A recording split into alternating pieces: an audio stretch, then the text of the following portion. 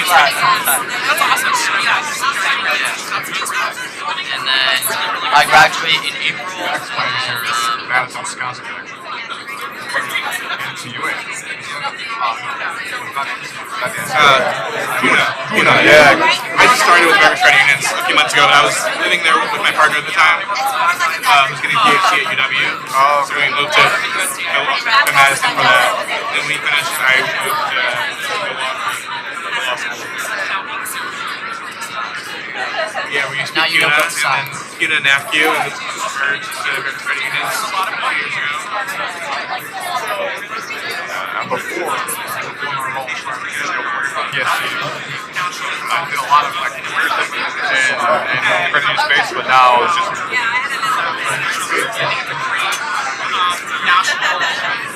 I like them a lot.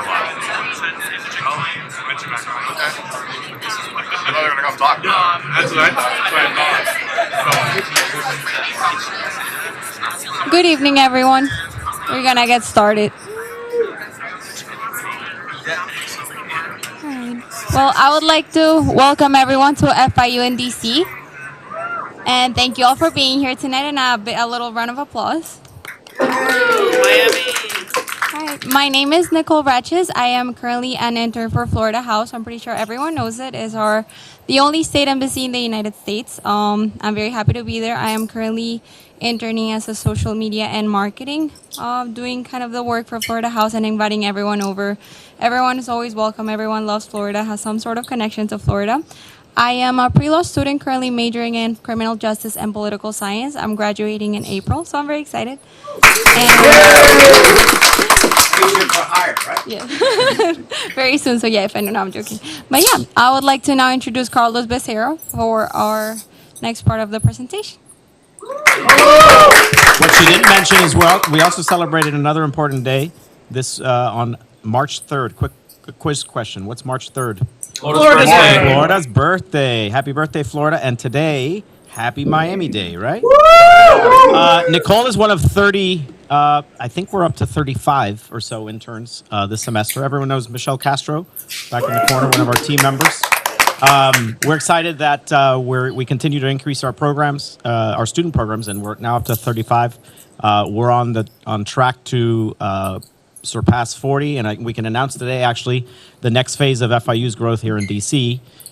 We are soon to be searching and hopefully securing student housing because our numbers keep on continuing. Round of applause.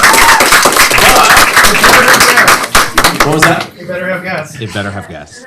Well, good evening, Miami, and welcome to your own slice of the 305 and the 202. First, the bad news. This is not the 305 day event where Messi is expected. That's happening on the other side of town. You probably already saw. Thank you, President Trump, for trumping us. You know, you stole the team. But this has now become a annual tradition, I guess, on March 5th. And thanks to our partners, and you'll meet many of them, where we have these tough policy debates on Miami, such as cafecitos, one shot or two. Pitbull, Khaled. I don't know. But many, I think I'm seeing a lot of newcomers in the room. How many are visiting for the first time? There you go, about half. Here in DC, FIU is always pleased to help advocate for FIU and our solutions, but also for Miami and our hometown. We convene stakeholders and have programs like this, and of course, we're here to support our students, and you've met some of them. And today, we're going to learn from some of our partners because we don't do this alone. We don't support our students without the support of our national federal partners or our friends on the Hill. And special shout out to our congressional staffers. If you're a congressional staffer, hi, Diana, how are you?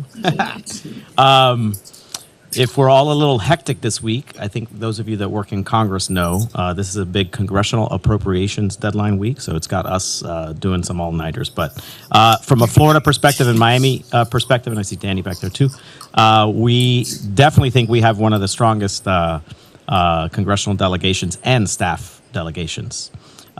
So before we morph into Miami, if you're visiting for the first time, please take time before you go to explore our interactive walls or our displays out there.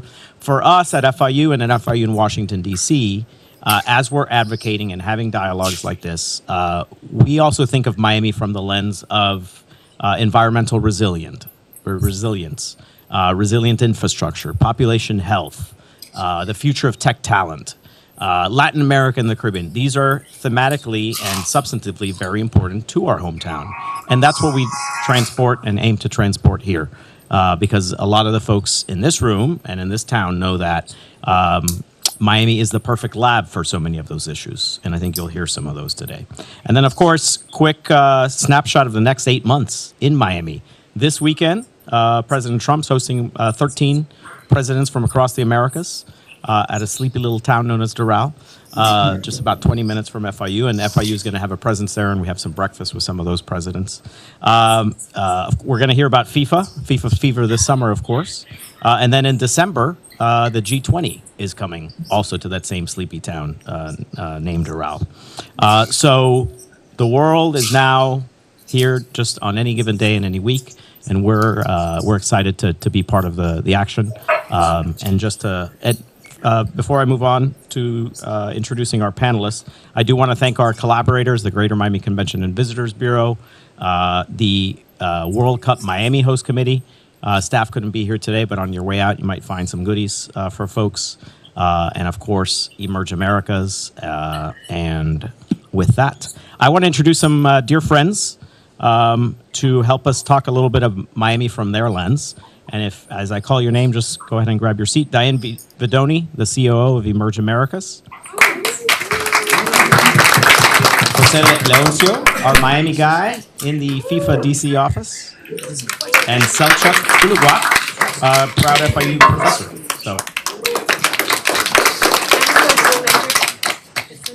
So we can add.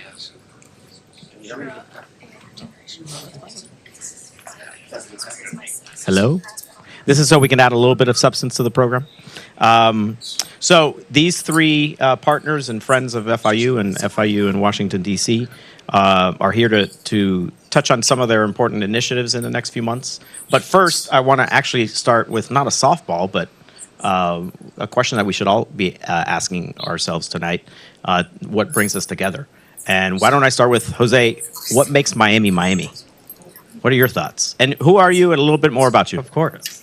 Hi, everyone. My name is Jose Leoncio. I'm part of the government relations team for FIFA 26, so the actual organizing committee across all three countries, so United States, Canada, and Mexico. Have the great honor to work tri-country to put on the games. And, this is going to be one of the most historic sporting events ever. It's the largest World Cup iteration with 48 teams across, again, three countries, the first time ever. And we're very excited to do it all across 16 host cities, Miami being one of the main host cities, and hosting, I think, about 8 or 9 games, including the bronze final on July 17 or 18, one of those two dates.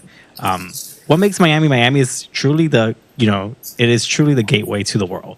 I know people call it as the gateway to the Americas, but it's truly the gateway to the world. Everyone wants to come to Miami. When we were during last summer, having calls and meeting with different embassies of teams that have been qualifying, everyone always said, we really want our team to play in Miami. Impossible, because only 8 teams could really play in Miami. Everyone wants to be there. Everyone wants to have a presence there. And that's what's so exciting. The city is very captivating for the whole world. Diane, what makes Miami Miami? And you're honorary Miami, correct? Yeah. Excuse me. I am. Am I on? It wakes up.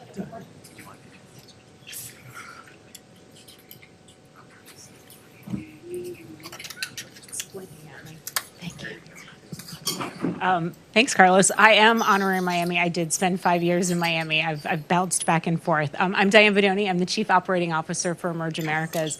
Emerge Americas is a catalyst, an accelerator, a conference and trade show that's really bringing together technology, entrepreneurship in South Florida, and really the Southeast. Our mission was started by Manny Medina and his daughter, Melissa. And Manny has a great background with FIU and South Florida being a Cuban immigrant. But we just believe so strongly in what Miami has and the talents that is there. And really our goal is to continue to grow that talent and just kind of wave the flag that is Miami and South Florida with technology and entrepreneurship. Selchuk, what makes Miami Miami? And who you be? Oh, well, a great question. Thank you, Carlos, and thanks everyone coming. I'm a professor at FIU for the last 12 years. I've been privileged to be at FIU since I joined 12 years ago from Georgia Tech. It's a competitor school for us, for me personally, because we publish at the same with our students. Our students are great, I have to be honest, okay, undergrads and grads. We are publishing at the same places, top tier journals and conferences with our students. And we are feeding the Miami talent ecosystem, and also other companies, federal agencies, FBI, CIA, IRS. We had a great program called Scholarship for Service, for example, that we were training the students in cybersecurity. My expertise in cybersecurity, so I'll be a little bit skewed toward the cybersecurity, and your maybe mic was a little bit maybe hacked or jammed, right? You may never know. So when I came to Miami, I was really attracted to the local talent. That was my passion, and we published papers with high school students. We published papers with undergraduate students. Nobody believed in that, but FIU students, they are top of the line. Seriously, with over 6,000 students, I think you cannot go wrong with that. Also, a little bit, I want to open your eyes to some of the things that we are doing in our college. I'm part of that for the second question. Second How's question. that? Yeah. Okay, good. Okay. All right. Diane, I do want to go back to you. What's in store for this year's conference that is different, new, and exciting? Sure. No, Carlos, we're like 45 days away, so if my eyes are not focused, I apologize in advance. I was also late because of traffic, not work. It's very Miami. It's very Miami. It's also Washington. But no, we're very excited. Emerge will be into its 14th iteration. We kicked off in 2014, so we've been around. We're still babies. We're still young. But this year, we continue to expand. For anyone who's familiar with Emerge Americas, we do have 2 days of conference and expo.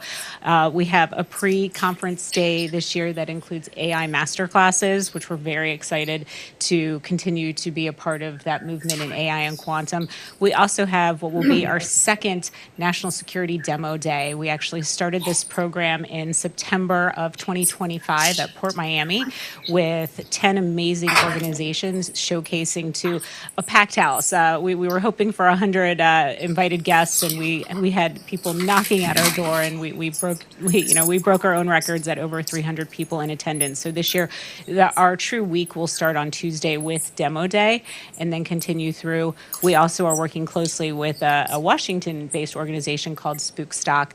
It's a benefit concert that will happen on Wednesday evening to benefit the families of fallen agents and their children primarily. So big things changing and happening at Emerge 2026. And Emerge has also doubled down on the Miami-DC axis. In addition to Diane, he couldn't be here today. Somehow he's in Broward County on 305 Day. TJ? TJ Yes. Villamil, many of you might know him, but Yes, somehow Broward is also celebrating 305 Day. We're still we're challenging that. We're throwing the card.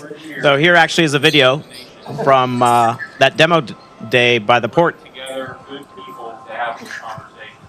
About 3 years ago, we set on a mission to connect government with the innovators that were out there in private capital. This is the first time that we've ever done a live demonstration for Emerge Americas. Emerge Americas is an economic engine. We have had almost $3 billion of impact in our state. I'm here to develop business like everybody else is, but it's the networking that counts, and the relationships, of course, are part of any business. You bring a great ecosystem together of family offices, investors, DoD, the government, and new technologies like ourselves, and really help us sort of blend within this community. We actually get a chance to listen to a local law enforcement, see what they're having to deal with on a daily basis here in Miami. Was just hearing from other potential customers what their use cases would be, so that way I can go back to the engineers and figure out a very seamless way to solve their problems. I think it's relationships, understanding people, what brings them to this industry, and what they're doing to commit themselves to our national security. you got a chance to really understand what these products and services are, and that's valuable. We have Colossus ISR. We can use this on any drone, any system, any camera. Once we have custody lock, we're now doing counter UAS. Really cool technology. You take the signal you want and the jamming signal that you don't want, and we just kill that jamming signal. The advent of AI-enabled capability, hardware and software. Scale with technology. And be more innovative. We can make more connections for people, whether that's companies getting business, getting funding, government looking for solutions, universities looking for research partners. If we can connect all of those dots together, we've had success. There you go. And some of those water drones that you saw were FIU water drones. Good segue. We're going to change the order here, team. Since we mentioned drones and cybersecurity, that's a lot of the work that we're focused in on at the college, right? Yes. Selchuk? I was just highlighting, we have a center called CIRTA, Security and Privacy Center and the Trustworthy AI. That's a new center. It brings together more than 30 faculty across the campus, from the College of Business to College of Law, to our College of Engineering. So I want to give you some numbers so that you can understand the scale of the business here. So any cybersecurity topic, from UAV drone security to ransomware, we have projects. Since about I would say in the last 5 years, we were able to raise more than $64 million, dollars in research from government, industry.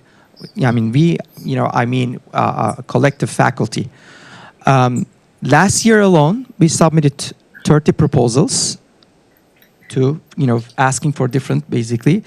So our faculty and postdocs and researchers are very, very active. It's called CIRTA. I would we are a local resource for anything, basically, you have any, in the Miami area. If you have any issues with cybersecurity and privacy, we are here to help. So, yeah. And back to Emerge, but also our faculty. At this year's Emerge, we're excited since this was a defense-focused video.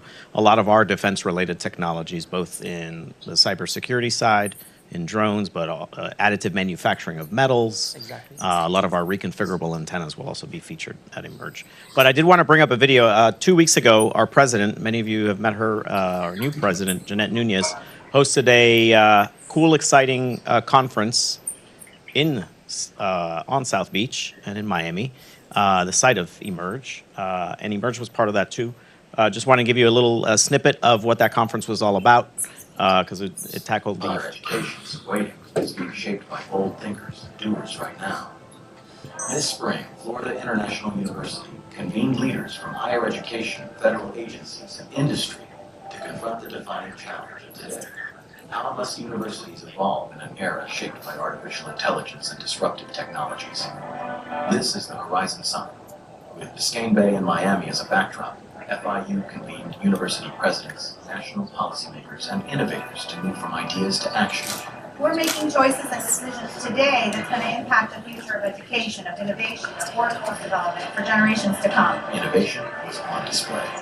From AI-driven research and advanced manufacturing to workforce development, talent pipeline is critical to national competitiveness. The summit went beyond abstract debates and focused our nation's institutions of higher education on actions we need to take now to prepare for what's next. The Horizon Summit showed that when universities convene with purpose, when government and industry collaborate, innovation becomes strategy. At FIU, convening leaders is only the beginning. As a national thought leader, FIU is helping define the future of higher education. There you go. All right, Jose, talk about cool jobs in D.C. You work for FIFA here in Washington, D.C. Curious if you could help us understand what exactly is the office here all about? What is your role, but what's the mission for the next 3 months? Definitely. So, well, the main mission for us is putting on the safest and secure games. That's our number one priority.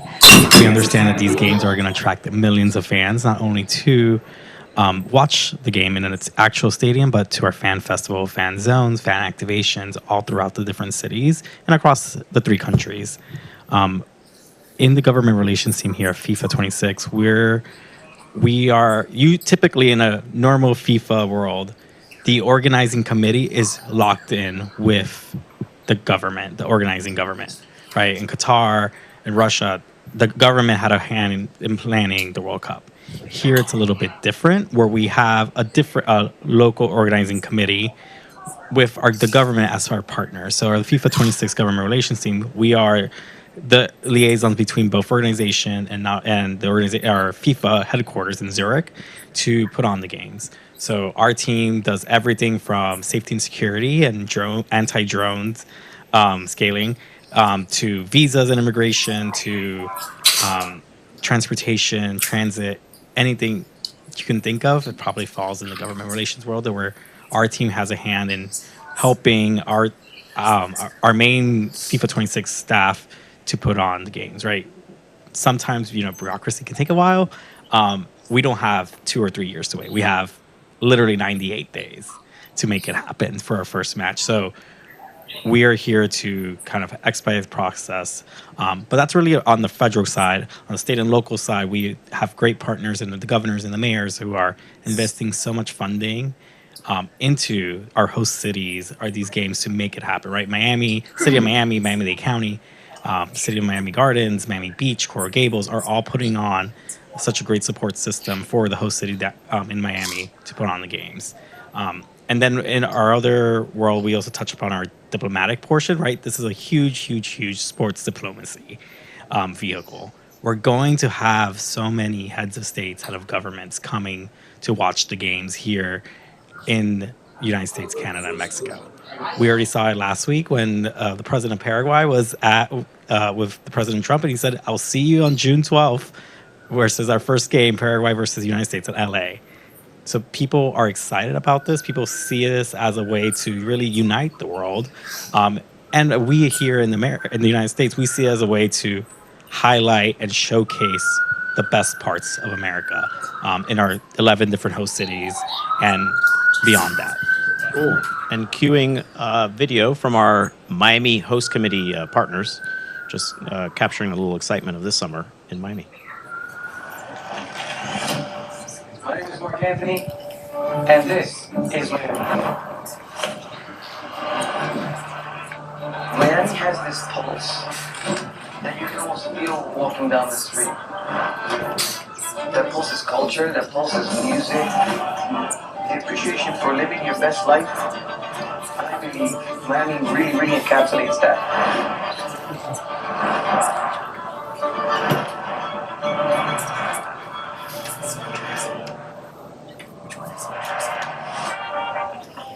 I've never met a soccer player that doesn't want to be a singer, and I never met a singer that doesn't want to be a soccer player. It's intertwined. A part of the ritual of sports is music. That's why I'm super excited for what the FIFA World Cup means for Miami, for the sport, and FIFA branching out at this scale. I was there from the beginning of bringing Inter Miami to Miami, and my argument was always, this is the city that encapsulates our entire culture, Latino culture. We're all here and fans of the sport. To galvanize a people from all over the world, around the world, I think the world is going to be absolutely amazed with the response. When we come together, it's just like miraculous. Somos unidos, somos 26. Mi gente, como les digo, no sabía.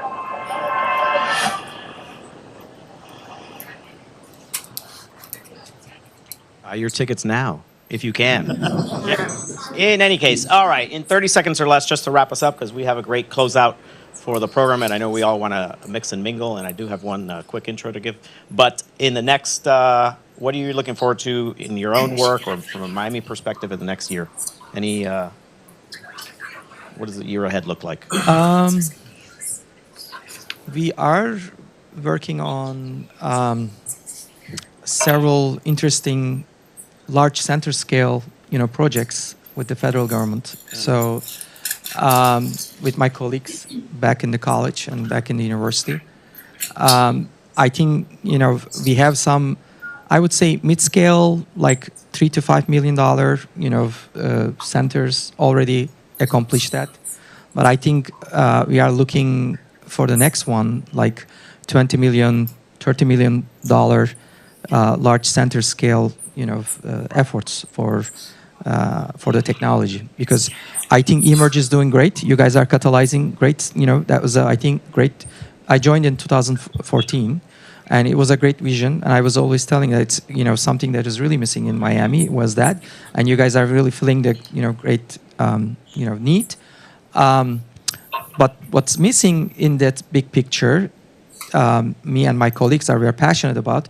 Hey, we are already number one, right? Or we are already always number 1 or 2 in the state of Florida in terms of competitiveness of the universities compared to others. Preeminency, etc. But we should be bigger.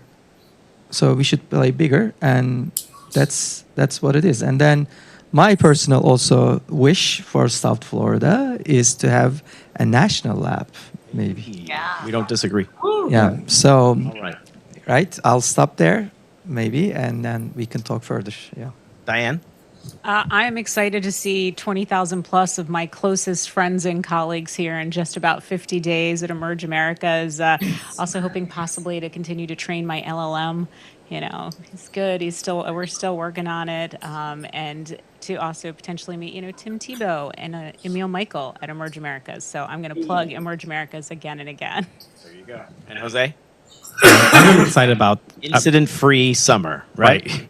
Right.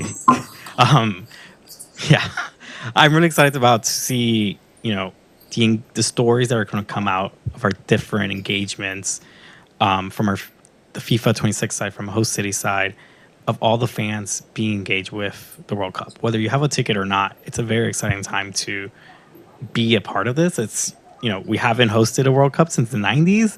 And it's the fact that we're hosting it now in 2026 in a much grander scale. It's amazing. I'm excited for my phone to be blowing up all throughout the summer saying, oh my God, it was such a cool play, such a great game, such a great activation.